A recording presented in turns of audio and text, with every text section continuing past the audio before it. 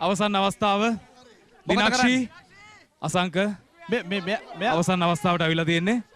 අපි බලමු දෙදෙනාගෙන් කවුද ජයග්‍රහණය කරන්න කියලා. එක පුටුවයි තියෙන්නේ. තරඟය ඉතාමත් උණුසුම්, ඉතාමත් එනිසුම්. දිනක්ෂි අහ මොකද හිතන්නේ කියලා? මොකද හිතන්නේ?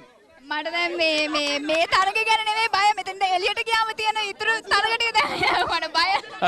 ඕ මේ තරංග ගැන බයක් නෑලු. එළියට ගියාමලු බය. ඔයාට මෙයාට අසංක අයියා පොඩි ඉල්ලීමක් තියෙනවා කරන්න. මේ පොඩි ඉල්ලීමක් තියෙනවා කරන්න. මේ දිනක්ෂි කියන්නේ ස්වරූපේ දිහා බලපුවාම බොහොම ලාබාල, ඒ වගේම ඇඟපසඟ දිහා බලපුවාම ටිකක් කෙට්ටු චරිතයක්.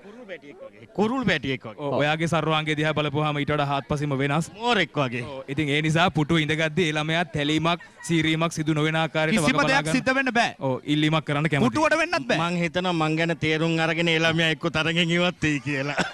අනිත් එක තමයි මේ හරි. පුටුවට එමනම්, මුකුත් වෙන්නත් බෑ. පුටුවට හරි. මුකුත් වෙන්නත් බෑ. හරි. අසංක එහෙනම් අපි පටන් ගමු. දිනක්ෂි පටන් ගමු.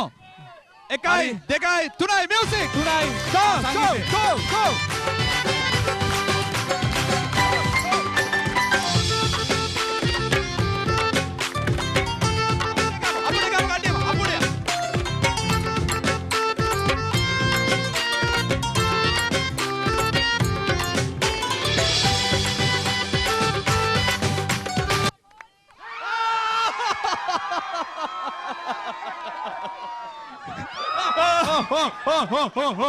හරි. අම්මේ හරි.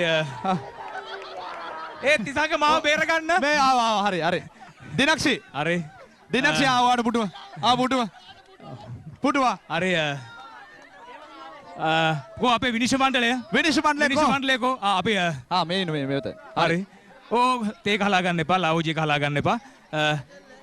තරංගය සාධාරණයි, කිසි ප්‍රශ්නයක් උන්නේ නැහැ නේද? ඔව් පොඩි ප්‍රශ්න තිබුණා. ඒනට මම හිතනවා සාධාරණව අපේ ඒක නිම කරා කියලා. හරි. දිනක්ෂි මොකද සතුට වැඩිද? අම්මේ සතුට. නේද මම කොයි හැම වෙලාවෙම කොයි හරි වාඩි වෙලා ඉන්නනේ try කරන්නේ. ඉතින් මට පුරුද්ද ටිකක් තියෙනවා මං හිතන්නේ. මෙයා මේ සයිස් එකෙන් පොඩි නිසා ඉක්මනට ගිහිලා වාඩි වෙනවා. ඉතින් පුළුවන්. හරි. එහෙනම් අපි සංගීත පුටු තරංගය මේ විදිහට අවසන් කරනවා. පොඩි අර්බුද කීපයක්